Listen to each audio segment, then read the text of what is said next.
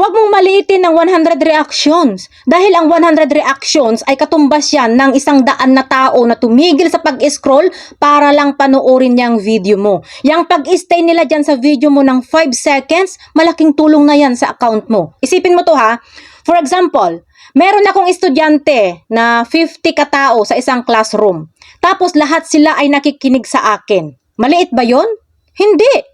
Kasi dito sa Facebook guys, mas quality yung 100 reactions kaysa sa 10,000 views na puro swipe lang.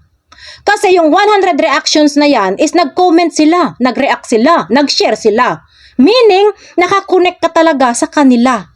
Kaya wag kayong ma-discourage guys kung hindi man lang umabot ng 300 reactions, 500 reactions o di kaya 1,000 reactions yung mga videos nyo. Dahil lahat ng mga malalaking content creator, nagsimula lang din yan sila sa 0 reactions, 10 reactions, 50 reactions at 100 reactions.